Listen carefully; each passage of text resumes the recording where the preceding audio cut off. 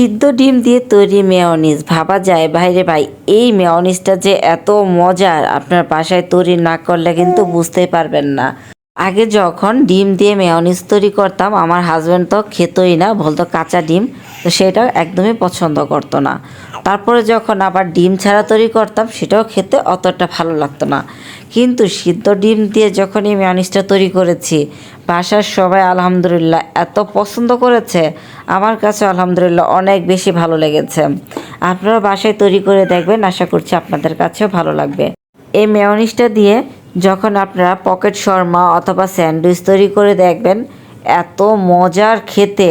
তো চলুন রেসিপিটি দেখে নেওয়া যাক। সিদ্ধ ডিমের মেয়োনিজ তৈরি করার জন্য অবশ্যই সিদ্ধ ডিম নিতে হবে। আমি এখানে 2টা সিদ্ধ ডিম নিয়ে নিয়েছি। এবার এর মধ্যে দিয়ে দিচ্ছি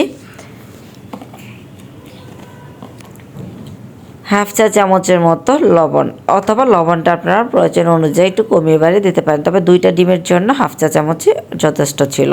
আর 1 টেবিল চামচ দিয়ে দিলাম চিনি। আমি একটু মিষ্টি করব তাই চিনির পরিমাণটা একটু বেশি দিয়েছি।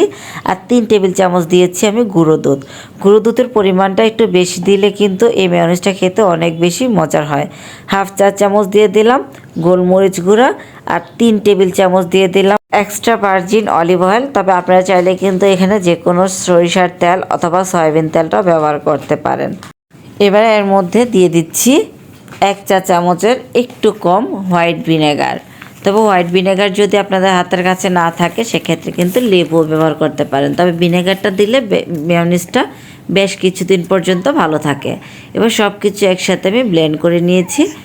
যখন এরকম একটু ডিমটা আস্তে আস্তে আছে এ পর্যায়ে আমি এখানে আরও 1 টেবিল চামচের মতো তেল ব্যবহার করছি।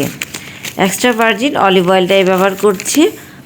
তবে আপনারা চাইলে কিন্তু সামান্য পরিমাণে পানিও ব্যবহার করতে পারেন, তবে পানি দিলে মেয়োনিজটা বেশি দিন পর্যন্ত ভালো থাকবে না।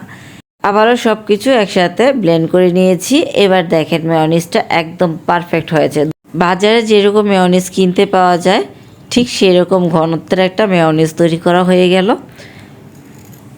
আপনারাও বাসায় তৈরি করে দেখতে পারেন, এই মেয়োনিজটা খেতে অনেক বেশি মজার হয়।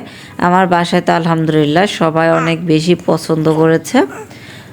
আমি এই নিয়ে 3 থেকে 4 বারের মতো এই মেয়োনিজটা তৈরি করেছি। তো ভাবলাম এবার আমার ভিউয়ার্সদের সাথে শেয়ার করে নেই সিদ্ধ ডিমের দিয়ে তৈরি মেয়োনিজ। আমার আজকের এই রেসিপিটি কেমন লাগলো কমেন্ট বক্সে কমেন্ট করে জানাতে ভুলবেন না।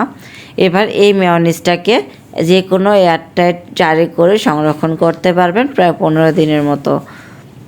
রেসিপি ভালো লাগলে প্লিজ আমার চ্যানেলটা সাবস্ক্রাইব করে ফ্রেন্ডস অ্যান্ড ফ্যামিলির সাথে শেয়ার করে দিবেন, আর পাশে থাকা বেল আইকনটি ক্লিক করে রাখবেন, এতে করে নতুন রেসিপিটি সবার আগে আপনার কাছে পৌঁছে যাবে। চলে আসবেন ইনশাল্লাহ আবারও কোনো নতুন রেসিপি নিয়ে। সে পর্যন্ত সবাই ভালো থাকবেন, সুস্থ থাকবেন। আজকে তাহলে বিদায় নিচ্ছি। আসসালামু আলাইকুম।